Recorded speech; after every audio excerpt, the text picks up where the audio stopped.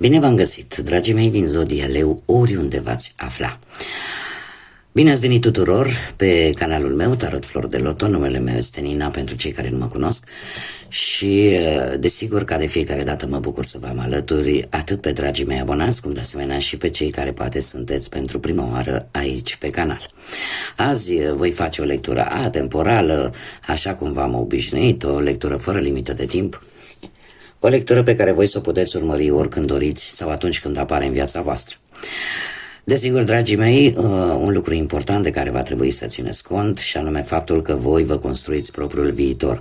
Așa că vă rog din suflet să luați decât acele mesaje care rezonează cu voi, iar restul lăsați-le să zboare în univers, pentru că sigur sunt pentru alte energii, alte persoane care, într-o mai mică sau mai mare măsură, au o legătură cu Zodia Leu. De asemenea, dacă nu veți rezona cu această lectură, nu face nimic, puteți viziona celelalte zodii care pot reprezenta pentru voi poate ascendentul, Luna, Venus sau oricare altă planetă importantă din cartea voastră astrală. Așa că, dragilor, toți cei care aveți Soare, Lună, Venus, ascendentul în Zodia Leu, atunci această lectură este de asemenea și pentru voi. Și haideți să vedem care este situația actuală pentru dragii mei din Leu.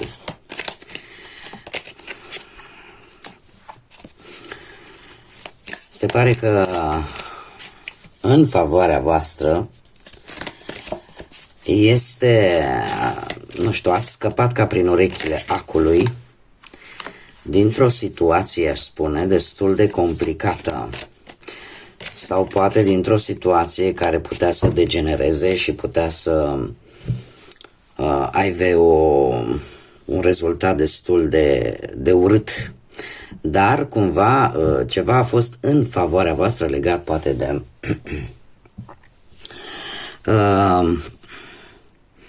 de un aspect negativ. Avem aici pe Marte. Pe Marte, care este planeta războinică, da? O planetă care ne vorbește de foarte multă energie, o energie explozivă, dar în același timp ne vorbește și despre impulsivitate, despre ambiție. Probabil că unii dintre voi, tocmai pentru că v-ați dezvoltat poate un mecanism de apărare în fața anumitor situații dificile, cumva instinctul tău de supraviețuire te-a ajutat să ieși dintr-o situație sau poate chiar un accident la modul fizic, dintr-o situație destul de nefastă, destul de urâtă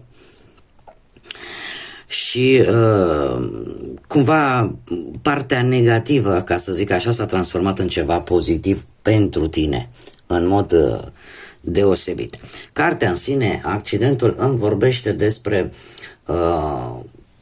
o stare de, cum să spun eu, ori o situație în care anumite neînțelegeri au avut loc sau poate ați fost pe punctul de a pierde jobul, dar în general o situație negativă care a apărut în viața voastră, dar paradoxal această situație negativă, influențată, cum am mai spus, și de planeta Marte, cumva te-a protejat într-un fel sau altul. Știu că sună un pic ciudat, dar astea sunt ciudățeniile vieții.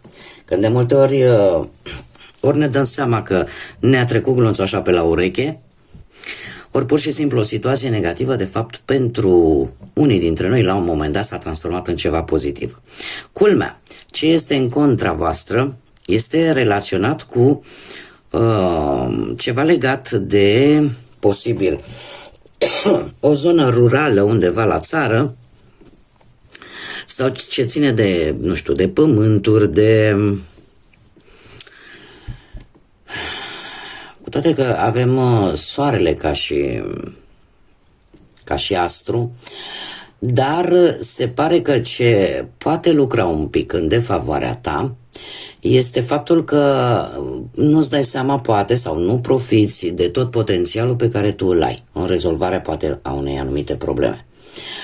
Este, sau nu dai importanța necesară unei anumite situații sau unui anumit loc care, într-o mai mică sau mai mare măsură, are legătură cu ceva rural.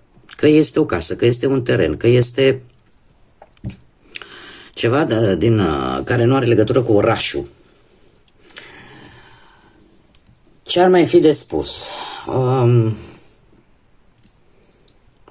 Eu cred cu asta, sau poate nu dați importanță, iar asta poate să vă joace în contra, ca să zic așa, faptul că nu vă planificați poate să luați așa o mică pauză sau o mică vacanță, care poate cumva v-ar veni tare bine. Da, aici avem, știți cum e? Este foarte ciudat. De ce? Pentru că ce aveți în favoarea voastră este o carte negativă, iar ce aveți în contra voastră este o carte pozitivă. Este foarte ciudat, foarte paradoxal, dar, cum am mai spus, lucrurile astea se întâmplă la un moment dat în viață. Care este surpriza următoarei perioade? Și îl avem pe beneficul și marele benefic Jupiter, care vine cu frumusețe. Asta ce îmi spune? Că în următoarea perioadă va apărea o expansiune și o expansiune benefică pentru voi. Cartea în sine, frumusețea, îmi vorbește, este o carte pozitivă, îmi vorbește de realizări, îmi vorbește de vise, de speranțe, de faptul că, mai ales pentru cei care sunteți trecuți de mult de prima tinerețe, cumva vă simțiți mult mai energici, mai tineri parcă. Da? Sau va veni o perioadă în care unii dintre voi poate veți reuși, nu știu, să lucrați în domeniul ăsta care ține de frumusețe, de cosmetică, de tot ce ține de această ramură. Sau poate că pur și simplu preocupările voastre încep încet să dispară. Da, unii dintre voi se pare că în ultima perioadă ați trăit așa o perioadă destul de contradictorie. Haideți să vedem ce ne spune tarotul și o luăm cu viața profesională. Viața profesională. Dragilor, în viața profesională eu aș spune că ați avut o perioadă în care ați fost un pic blocați. Un pic blocați, de ce? E posibil să vă fi sacrificat un pic mai mult la muncă decât era poate necesar și poate voi tot așteptați să se schimbe ceva sau ați așteptat să se schimbe ceva, dar parcă nici nu știi cât va dura tot procesul ăsta, dacă se va schimba, dacă te vor aprecia la locul de muncă sau poate dacă vei găsi un job, nu? Dacă ești în căutarea unui job. În prezent, și este foarte interesant, aceeași contradicție o întâlnim și se pare în cărțile de tarot, mai ales pe partea asta profesională. De ce? În prezent avem un as de cupe, care în principal este o carte foarte pozitivă. Pentru că vorbește de noi începuturi, de lucruri care se schimbă, de lucruri pozitive, de noi șanse, de noi avansări, posibil de găsirea unui job. Totuși vine un turn în următoarea perioadă. Un turn care pe partea asta muncii, în speță, așa, în mod special, îmi vorbește de precauție. De a avea grijă să nu comiți greșeli.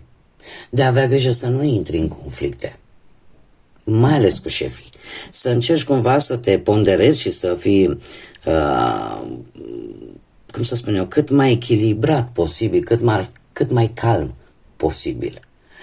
Pentru a nu intra în conflict cu șefii, cu colegii. Și e posibil, mare atenție, pentru unii dintre voi să apară chiar o schimbare de job. Haideți să vedem, că nu vreau să vă las chiar așa, mai ales că sunteți dragi cu toții, sunteți minunați ca de fiecare dată. O regină de spade, dragilor. Treaba asta cu turnul, da, în care aduce cu sine atâtea tensionări, se pare că va veni într-un final cu, nu știu, practic cărțile parcă nu vor să-mi spună. Urmează o perioadă, dragilor, urmează o perioadă în care va trebui să fiți foarte atenți. De ce? Pentru că și regina de spade îmi vorbește de duritate, de a nu reacționa exagerat, de a folosi rațiunea, logica, da? De a încerca să judeci cât mai imparțial posibil. Da, și e posibil unii dintre voi să împrumutați poate caracteristicile acestei regine de spade și să aveți așa puncte de vedere de care alții se vor teme. Da, pentru că veți avea o gândire așa parcă mult mai independentă, poate, sau o atitudine un pic mai severă, un pic mai dură. Da, dacă sunteți șefi, de exemplu, veți fi un pic mai inflexibili, parcă nu o să mai fiți voi cei care lăsați așa foarte mult de la voi, veți fi foarte hotărâți, dar dacă nu sunteți șefi și sunteți simpli angajați, atunci trebuie să vă spun că trebuie să nu reacționați exagerat. Deci se pare că cărțile deocamdată nu îmi spune chiar finalul, ca să zic așa, după acest turn, dar vor veni schimbări care vă vor provoca și vă vor pune răbdarea la încercare. Încercați să fiți cât mai echilibrați posibil și nu lăsați ca impulsivitatea care de multe ori poate vă caracterizează să dea pe din afară, da? E mai pe românește așa, cunoașteți interesul. Pe partea banilor, ați fost în ultima perioadă, foarte interesant. În ultima perioadă avem un 4 de monede. După cum bine vedem, avem o legătură între bani și muncă. Într-un trecut nu foarte îndepărtat, acest 4 de monede îmi vorbește de o situație în care nici nu ești dispus să dai drumul la bani așa ușor. Nu ai avut probleme, dar cumva lucrurile au fost așa mai... ai fost mai strict, ca de obicei, sau mai strictă, da? În prezent avem un 10 de monede. Un 10 de monede care îmi vorbește de venituri care cresc, de posibilitatea de a câștiga anumite sume de bani, de a avea o abundență, nu știu, în urma poate pentru unii dintre voi, a unor bani din trecut sau unor bani care vin dintr-o moștenire sau în funcție de necesitățile pe care tu le ai. Da? Cumva aici intervine în prezent, e posibil să fie avut parte de o mică sumă de bani sau acei bani care ți trebuiau și îți erau necesari. Într-un viitor nu foarte îndepărtat avem un 8 de bâte. Un 8 de bâte care îmi vorbește despre o situație materială în creștere. Dar, mare atenție, această situație materială în creștere va veni datorită unor decizii corecte pe care voi le veți lua și care probabil vor veni în urma unei comunicări foarte rapide și foarte bune cu cineva la distanță. Da? În urma unor răspunsuri foarte rapide care vor ajunge la voi. Sau în urma unor negocieri. Mergem mai departe. Haideți să vedem în dragoste pentru cei care sunteți într-o pereche. Cei care sunteți într-o pereche, ați avut o perioadă destul de echilibrată, destul de moderată. Avem aici și un rege de bâte care vă poate reprezenta pe voi, desigur. Cam care este situația, dragilor, pentru cei care sunteți într-o pereche? Cum am mai spus în trecut, cu moderație aici, ați avut o parte de sprijin, v-ați sprijinit așa unul pe celălalt, ați simțit, cred că, mai acut nevoia de a sta mai mult timp împreună posibil, dar în general relația a fost, cum să spun eu, a fost echilibrată, a fost bună și sentimentele au fost la locul lor. În prezent, voi, pentru că voi sunteți aici aspectați, aș spune că vreți să faceți lucruri împreună cu persoana voastră. E o perioadă destul de stabilă, destul de liniștită. În cazul în care, nu știu, poate unii dintre voi aveți o situație un pic mai negativă, cumva trebuie să lucrați amândoi la această relație, la același lucru care vă interesează, ca relația să funcționeze. Iar faptul că avem și un 5 de monede într-un viitor nu foarte îndepărtat, asta îmi spune că câteodată voi, ori persoana voastră, simțiți parcă că nu există, cum să spun eu, anumite adversități materiale posibile să intervină un pic în relație și ori voi, ori persoana voastră, parcă apare necesitatea de a evalua situația, cum să spun, dintr-un alt unghi. Tocmai pentru că e posibil să apară anumite carențe la nivel material, iar asta să vă ocupe un pic timpul. Sau mai putem vorbi de o situație în care unul dintre voi simte că celălalt parcă nu îl valorează la adevărata sa valoare. Acum, orică sunteți voi, orică e persoana voastră de interes, aici trebuie să adaptați voi. Mergem mai departe. Haideți să vedem pentru cei care sunteți singurei. Singurei în urma poate a văduviei, din păcate, sau a unui divorț, sau poate pur și simplu nu v-ați găsit jumătatea până în acest moment. Da? Haideți să vedem, dragilor. Avem un 7 de cupe. Dragilor, ați traversat într-un trecut nu foarte îndepărtat. Ați avut o perioadă în care vi se părea că totul este roz. Posibil să fi găsit pe cineva care să vă fi furat așa inimioara și ați avut o perioadă de foarte multe iluzii, de foarte multe vise. În acest moment, din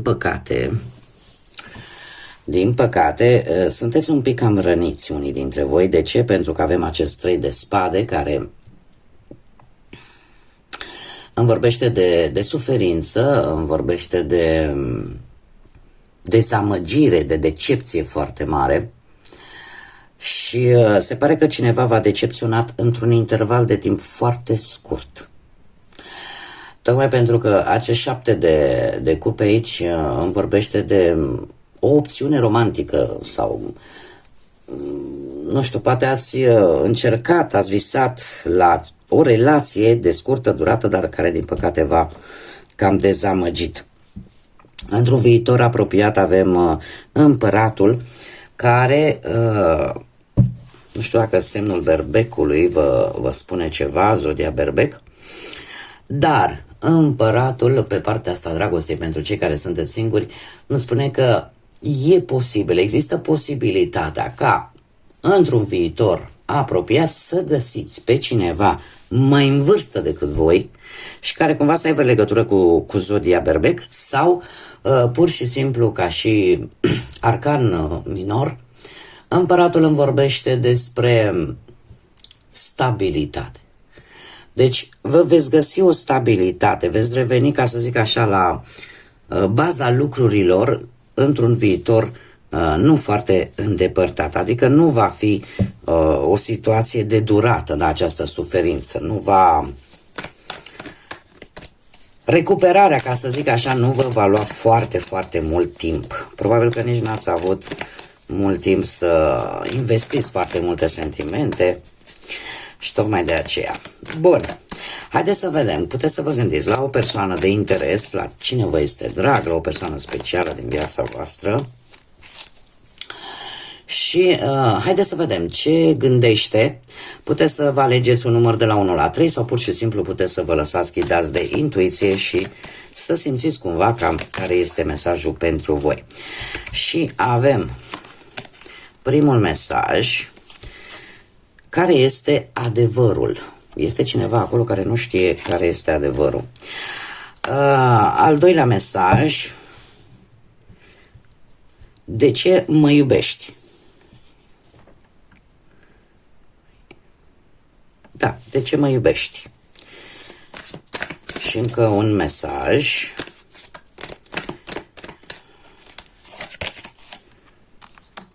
Nu mă trata așa cum o faci pentru că nu merit. Al treilea mesaj. Și acum, un mesaj general pentru toți dragii mei din Leu, un mesaj pentru voi, pentru următoarea perioadă și avem două chiar. Haideți să le luăm pe rând. Avem curaj. Când rupi un trandafir, nu-ți fie frică de spini. Acum știm foarte bine că orice decizie pe care o vom lua are și ea riscurile ei. Da? E un mod metaforic al grădinii magice, acest oracol frumos, în a-ți trimite acest mesaj. Adică ai curaj să-ți asumi anumite riscuri, bineînțeles cu precauția de rigoare, pentru că în momentul în care vrei să obții ceva care este important pentru tine, un lucru pe care tu ți-l dorești din tot sufletul. Dar nimic nu vine în viață fără să-ți asumi anumite riscuri. Și aici avem a lăsa, dă-i drumul. Sunt lucruri care vă țin încă legați. Sunt lucruri care pentru unii dintre voi, atât timp când nu le veți da drumul, atât timp când nu vă veți debarasa, posibil să fie obiceiuri, posibil să fie relații, posibil să fie situații, cumva veți trage după voi acea vibrație negativă. Acum, fiecare adaptează, desigur, în funcție de situația sa. La modul per general, sunt lucruri la care va trebui, din păcate, să renunțăm, mai ales în următoarea perioadă care va decurge și pe o lungă perioadă de timp de aproape 20 de ani. Va dura, da? În care va trebui în sfârșit să lăsăm lucruri nefolositoare în urmă și să începem să construim pe o bază mult mai solidă și mult mai clară. Bun, dragii mei, aceasta a fost lectura pentru voi. Eu vă mulțumesc ca de obicei pentru atenția voastră, pentru prezența voastră și desigur mulțumesc din suflet ca de obicei pentru like-uri, pentru comentarii, pentru distribuiri. Sunteți minunați. De asemenea, toți cei care nu v-ați abonat și poate ați rezonat, v-a plăcut această lectură, nu ezitați, eu vă aștept cu mare drag aici să vă abonați. De asemenea, mereu uit să spun, sper să-mi intre în obicei, să o fac de acum înainte, nu uitați să dați pe acel clopoțel. Acel clopoțel are rolul de a vă notifica atunci când eu public lecturi noi. Cu majoritatea lecturilor mele sunt atemporale, deci nu au o limită de timp. Da? Le puteți urmări foarte bine, tot ce este lectura temporală o puteți urmări azi sau poate să o urmăriți peste o săptămână, peste o lună, da?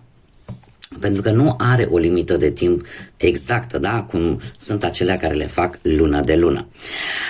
De asemenea, nu uitați de like-uri, de distribuiri și de comentarii. În felul acesta mă ajutați ca eu să pot publica din ce în ce mai multe lecturi.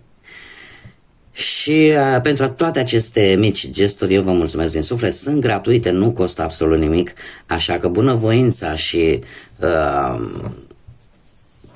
gratitudinea voastră nu mă face decât să vă mulțumesc de mii și mii de ori.